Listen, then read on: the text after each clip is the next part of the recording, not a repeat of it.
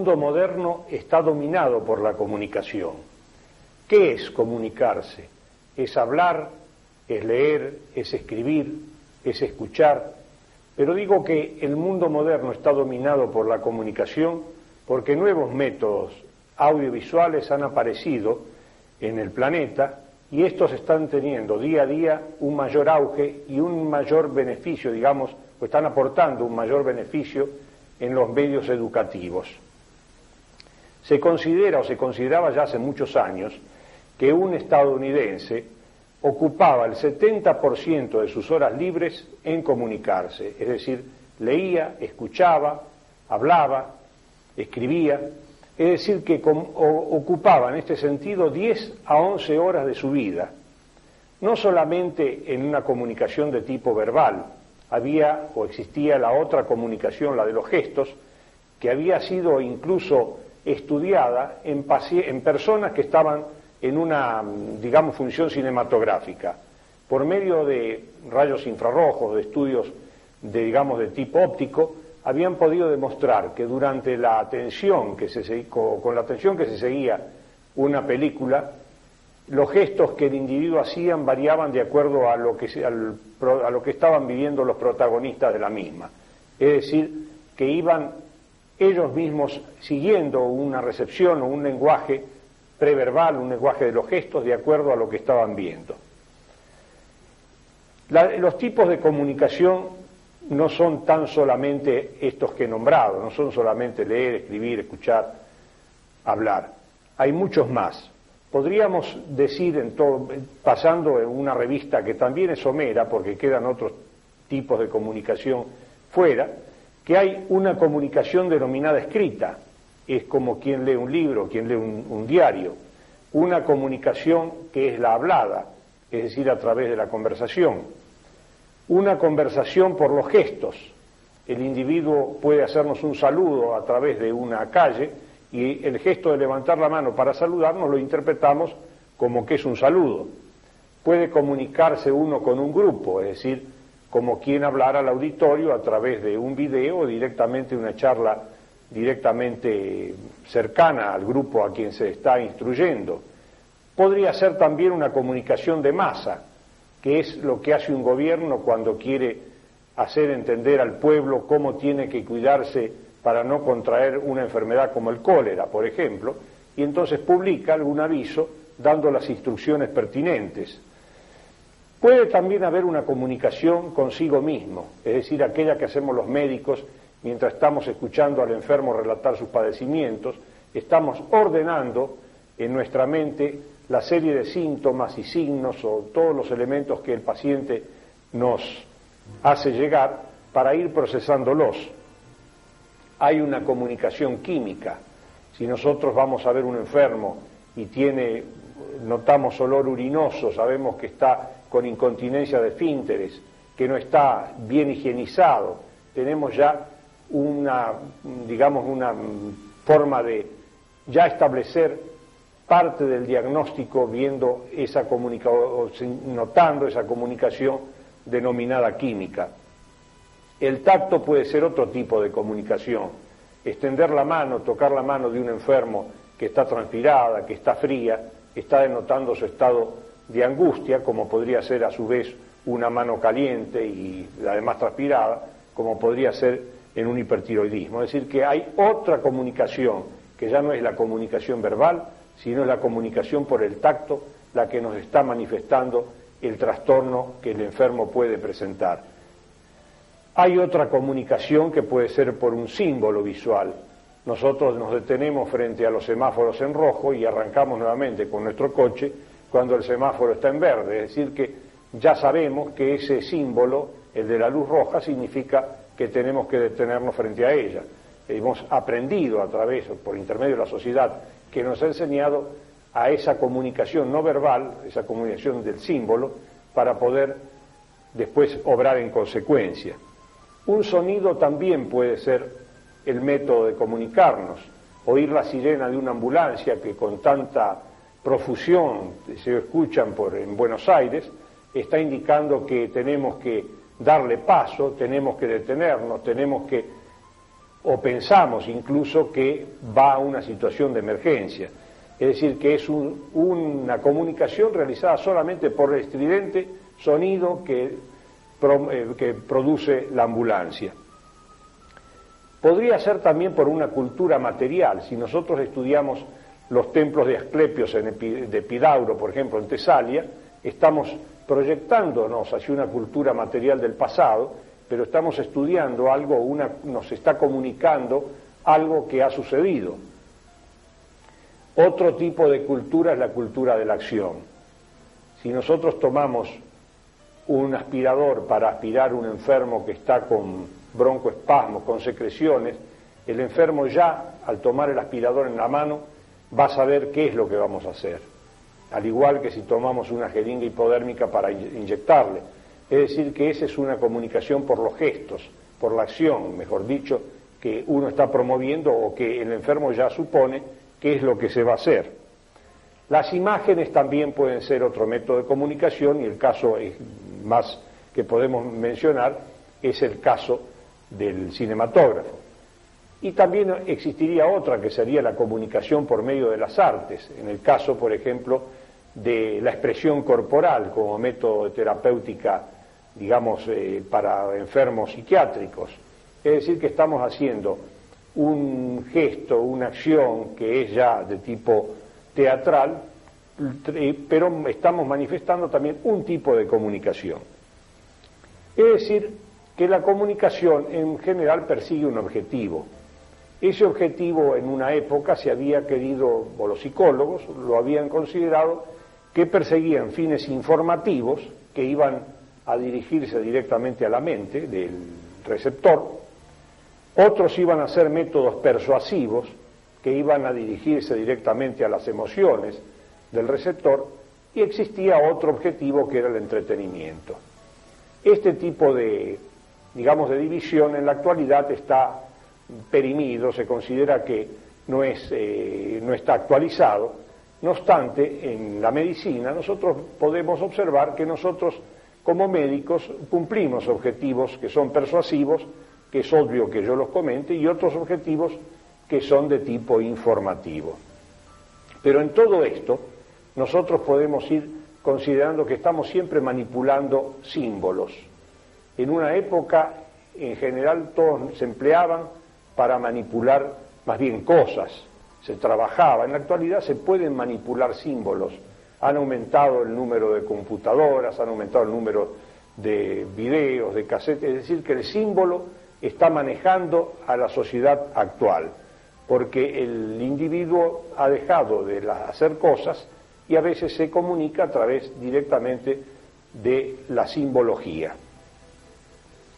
En toda comunicación hay un mensaje, hay un receptor que puede ser intencional o no intencional. Supongamos el caso de un médico que está atendiendo a un individuo acompañado por su esposa. Si el médico le hace una prohibición de tomar alcohol a ese individuo, que es el receptor intencional, él va a recibir el mensaje y va a decidir o no qué va a hacer con respecto a esta prohibición que el médico le hace. Pero el receptor no intencional, que es el que está al lado y que es su esposa, puede tomar esto como una prohibición importante, una prohibición, digamos, de gran severidad con respecto a lo que probablemente sea así, aunque puede ser que sea solamente un hecho de que disminuya la cantidad sin que el individuo sea un alcoholista, y esa prohibición, este receptor no intencional, la toma como un elemento de orden, un elemento importante en la vida matrimonial, y comienzan desavenencias que puede ser porque permanentemente esté cayendo sobre el individuo a quien se le hizo esa prohibición o ese tipo de comunicación intencional. Así también el médico puede tener mensajes que sean no intencionales para que sean captados esos mensajes y de esa forma poder influir sobre el paciente, como ocurre en muchas oportunidades. Todo lo cual indica que la fricción este elemento puede traer un elemento de fricción. La comunicación puede traer fricción entre los individuos. Incluso puede traer fricción entre el individuo que manda el mensaje y el individuo que lo recibe, porque puede considerarse que el que da el mensaje no lo da en forma clara, no lo da en forma sucinta, causa desagrado entre quien lo recibe, y por otra parte puede suceder que el interlocutor, el receptor, cree fricciones con respecto a quien da el mensaje, porque puede ocurrir que no lo atienda, que se levante de su asiento, que bostece, es decir, que está creando una situación de fricción entre quien está produciendo el mensaje y quien lo está recibiendo. Por eso esto indicaría que toda comunicación busca una respuesta. No hay comunicación sin necesidad de obtener un provecho. Es decir, que toda comunicación busca una respuesta en el receptor. Ya Aristóteles, en su retórica, había dicho que había un orador, un discurso y un receptor. Puede ser que ese discurso no sea del agrado del receptor y ese sea otro motivo de fricción. Es decir que siempre, como vuelvo a reiterar, se busca esa respuesta, que generalmente es una respuesta acorde con lo que el individuo está realizando, o bien está indicando, o está comunicando. Por eso, si nosotros dividimos los factores que existen en una, digamos, comunicación, de acuerdo a lo que ha dicho Berlow, podemos observar que estos son varios. En primer lugar, es la fuente de la comunicación. La fuente de la comunicación es el cerebro del orador. Está preparando su discurso, está ordenando su discurso y de esa forma después lo manda al encodificador, que sería su voz. El encodificador, en el caso de la comunicación hablada, es el órgano digamos, es la palabra. A través de la palabra o de la emisión de la voz se va a tener el mensaje, digamos, que se ha preparado en la fuente y va a pasar al encodificador. El mensaje, como he dicho, va a salir del mecanismo de la voz y va a correr o transcurrir por un canal. En el caso de la palabra va a ser a través, digamos, del espacio y va a llegar al decodificador, va a llegar al órgano auditivo del decodificador. El decodificador va a su vez a ser el receptor a través de su cerebro de ese mensaje y de tal forma, con estos seis factores de recepción y de emisión, tenemos formado lo que es la comunicación.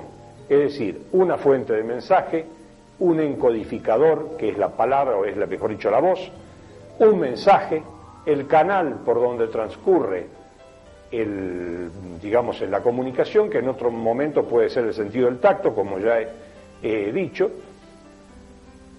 un decodificador, es decir, el órgano auditivo, y finalmente el receptor que obtiene el mensaje a través de su cerebro. De ahí que existen diversos también tipos para que esto se haga con facilidad.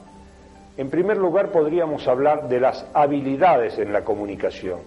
Algunas habilidades en la comunicación son del tipo de encodificadoras, es decir, como sería hablar o escribir, es encodificadora, mientras que leer o escuchar serían habilidades del tipo del decodificador.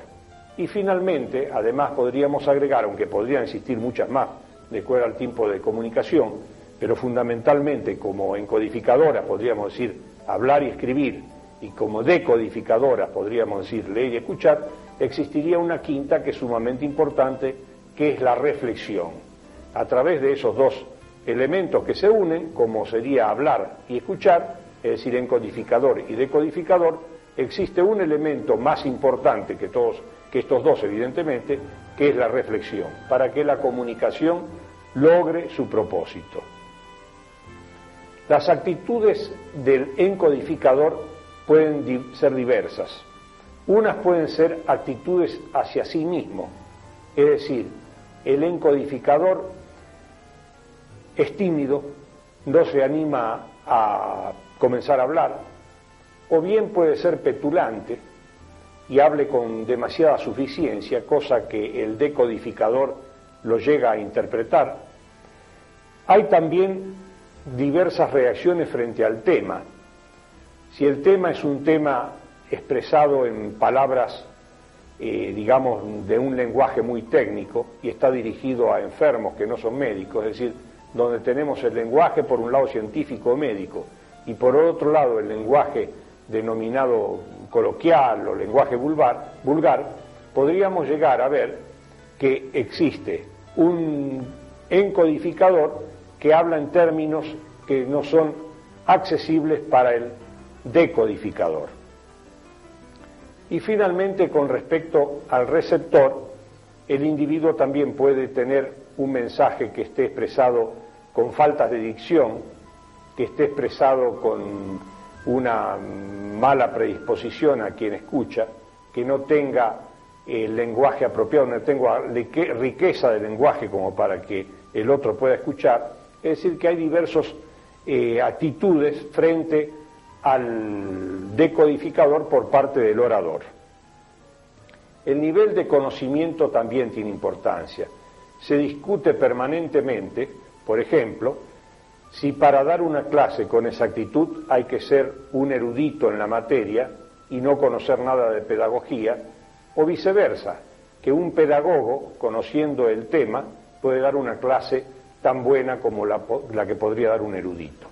Esto es un hecho tan viejo como las discusiones pedagógicas que se inician posiblemente a principios de siglo.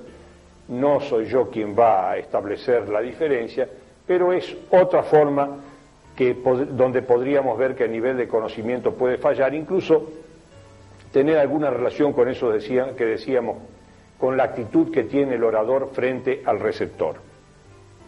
Es decir, que el sistema sociocultural tiene importancia en este sentido, porque el individuo puede no captar el mensaje porque no está habilitado para hacerlo. El mensaje que se le da no es no está en las condiciones en que está el individuo para poder escucharla.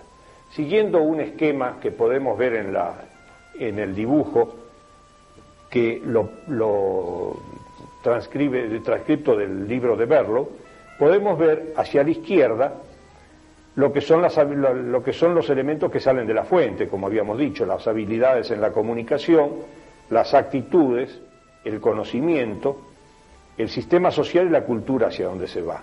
El mensaje después tiene un contenido, tiene un tratamiento y lógicamente un código, porque decimos que hablamos con los símbolos y el código puede estar justamente ahí, en la simbología. Y por otro lado el canal, en que puede ser, de acuerdo al tipo de mensaje, puede ser la vista, el oído, el tacto, el olfato, incluso el gusto. Y en el receptor se van a producir los mismos elementos que hablábamos que existían en la fuente. Es decir, que en el receptor va a haber habilidades en la comunicación, es el que está recibiendo, es el codificador.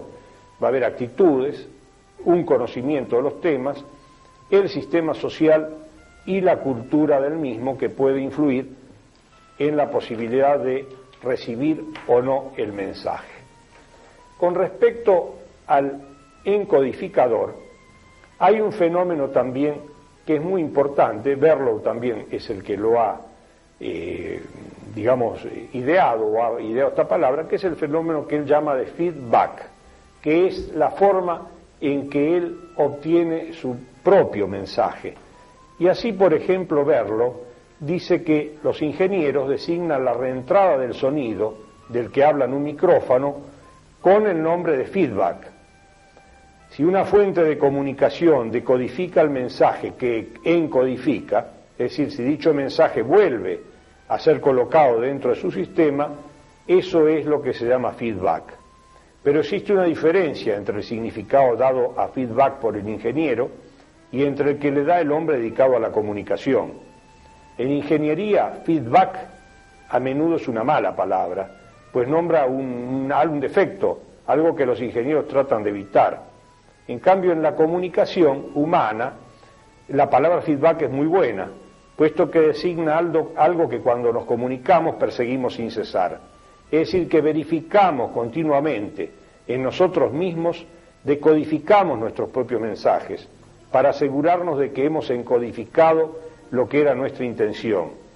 Y después tenemos que retornar a menudo, digamos, al término feedback, o tenemos prácticamente que permanentemente volver a tenerlo en cuenta, porque si no el mensaje no tendría la suficiente exactitud para que el individuo lo escuchara. Acá también Berlow nos pone un esquema donde podemos observar que él pone como intérprete en la parte superior al receptor y a la fuente, porque justamente por el fenómeno de feedback el proceso va y vuelve.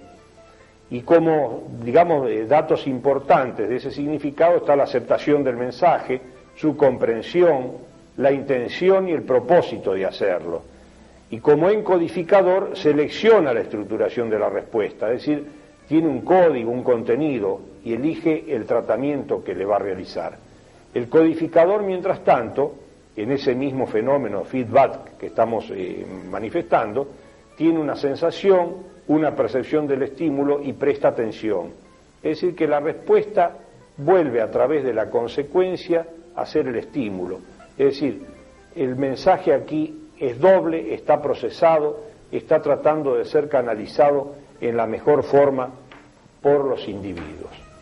Y aquí entraríamos directamente en el tema del que nos debemos ocupar, que es la comunicación en medicina. Pero considero que todos estos elementos, todas estas palabras de encodificador, decodificador, la forma de recibir la recepción, el fenómeno de feedback, son necesarios para conocer cómo se va a establecer la comunicación posteriormente. En la medicina, el médico se puede comunicar con otro médico, se puede comunicar con el paciente, o puede hacer una comunicación grupal o una comunicación a la población, o a la masa, o a la más media, como se puede decir. Podríamos decir que en la primer parte, en la comunicación entre el médico y el paciente, el médico y el colega, digamos, hay elementos muy importantes a tener en cuenta.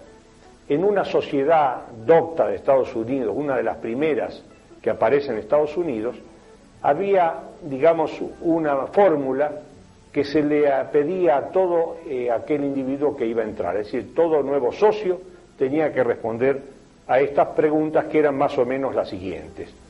¿Ama usted la verdad y como tal está dispuesto a tratar de buscarla para sí mismo y para comunicarla a los demás?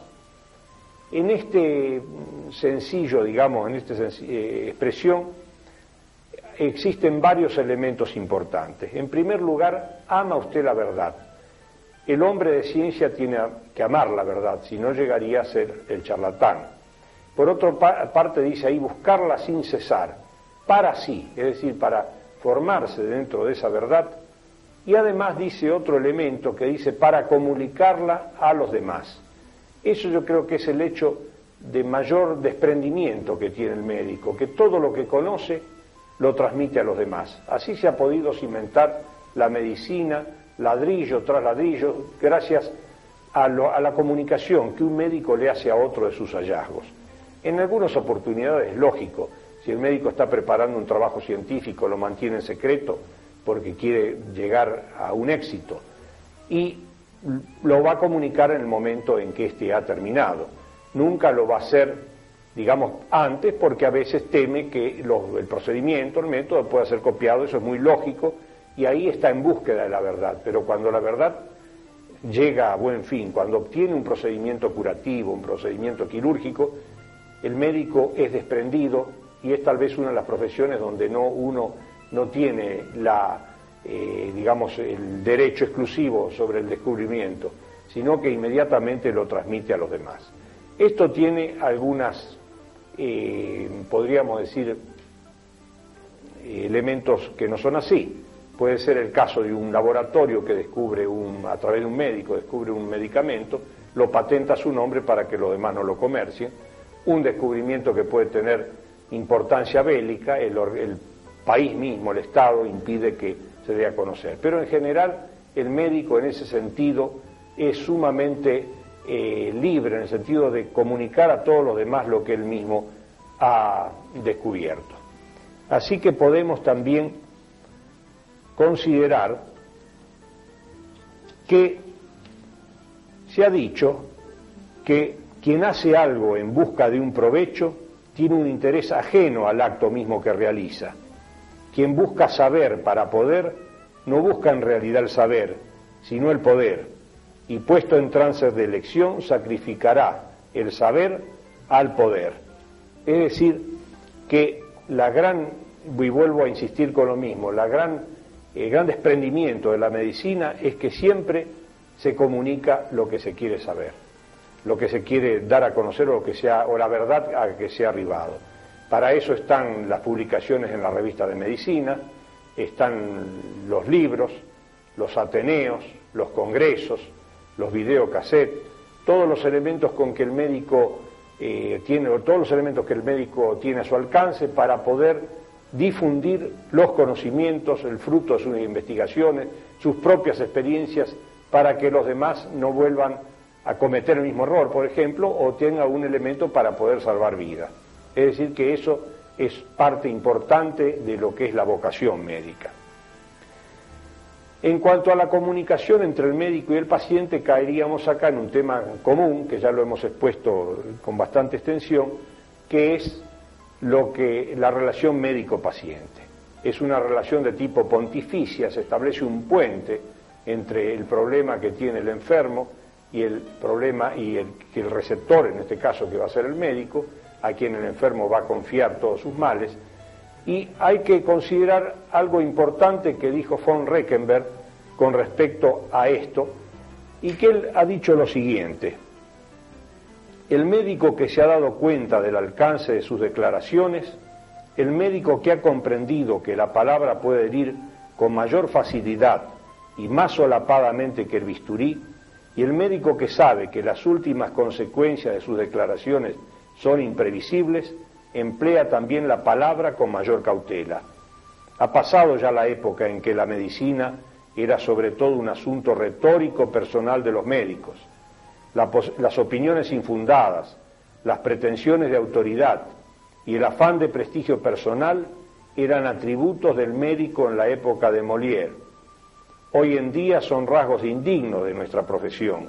La medicina moderna debe limitarse a la investigación y al tratamiento, con la mayor corrección técnico-objetiva y al diálogo consciente con el enfermo. Los informes dados al enfermo deben ser correctos. Es preferible callar antes de emitir una respuesta falsa. No queremos decir que el médico tenga que revelar la verdad brutalmente, puesto que ya sabemos que la verdad puede también perjudicar cuando el paciente no está en condiciones de soportarla.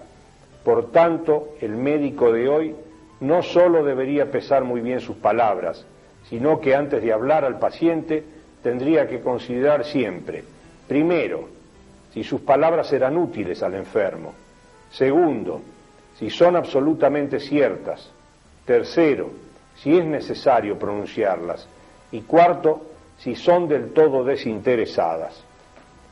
Creo que con estas palabras de Reckenberg damos por finalizado el tema que en lo que respecta a la comunicación entre el médico y el paciente. La otra forma de comunicarse el médico es a la población. Hay algunos datos interesantes con respecto a lo que el individuo trata de captar o trata de buscar en los diarios, por ejemplo. Como un término general, se ha hecho un estudio en el año 1977 sobre 3.000 japoneses que tenían una edad media de unos 20 años, y se sabía que el 83% de ellos miraba televisión, el 75% leía diarios, el 29% de ellos escuchaba radio, y esto se hacía durante todos los días.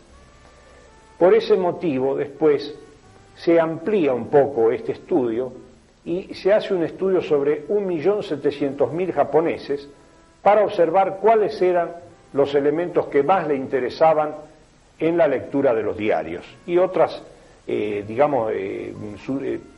propuestas más que se obtenían de estas lecturas. Ese 1.700.000 japoneses se busca qué relación tenían, o que eran los que leían 4 diarios que salían en el país.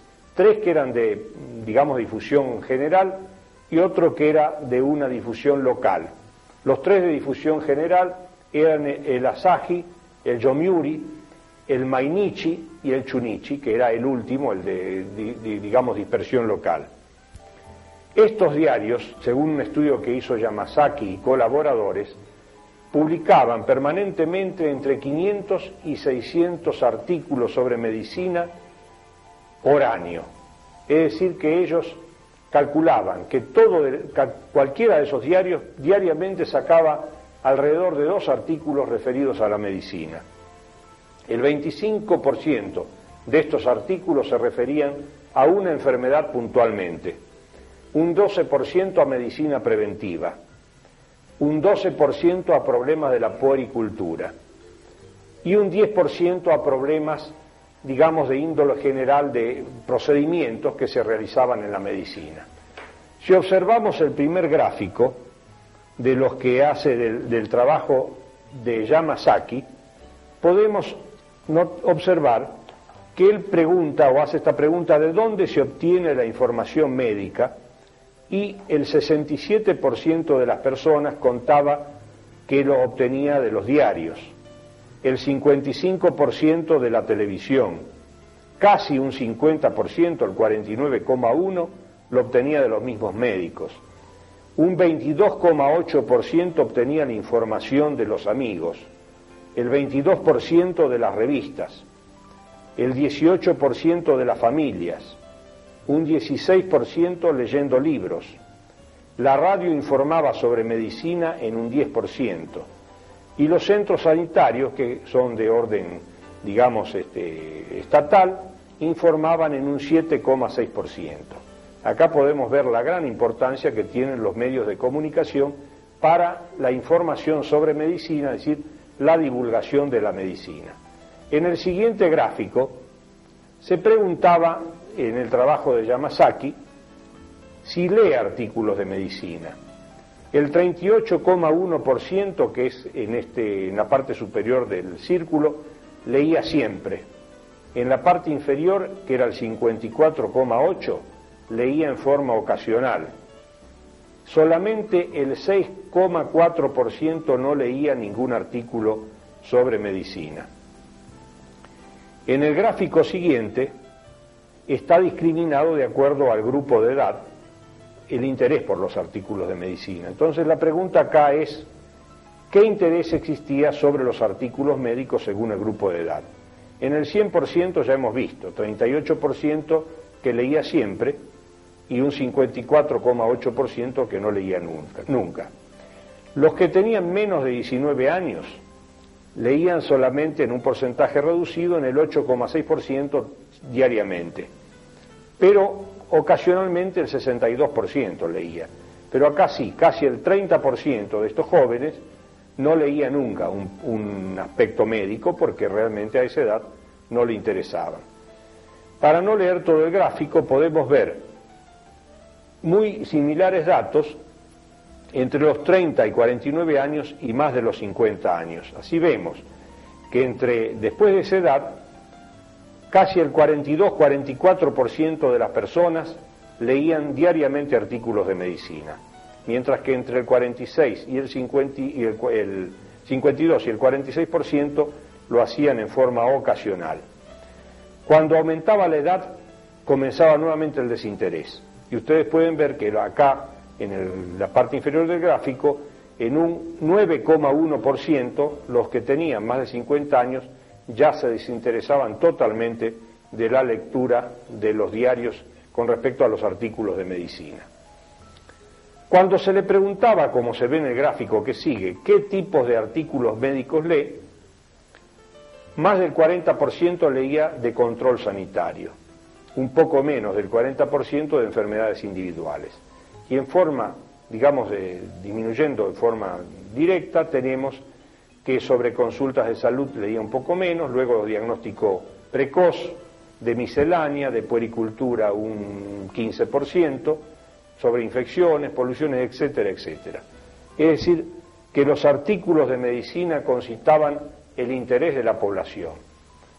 Esta observación que se hizo hace unos años atrás Yamasaki la podemos referir directamente a nuestro país. No solamente los diarios todos los días sacan alguna noticia sobre medicina, sino que hay revistas especializadas que hablan de ciencia y que generalmente producen varios artículos muy detallados, escritos por médicos en una forma, digamos, pasando el lenguaje médico al lenguaje vulgar o al lenguaje coloquial para que el enfermo lo atienda, y eso hace que la población en la actualidad tenga informaciones más o menos ciertas sobre un gran número de enfermedades que en cierto modo benefician el diagnóstico precoz, sabe cuándo tiene que concurrir a ver al médico. Es decir que toda esta divulgación, esta comunicación que estamos haciendo los médicos, cuando se hace en forma, digamos, verídica, se hace no en forma espuria, donde no se busca distintos, digamos, procedimientos o deseos de lucro o de otros elementos que uno considera espurios, es muy beneficiosa para la población. En Latinoamérica, en realidad, la lectura de los diarios y la revista, como podemos observar en el gráfico, ha variado a través de los años.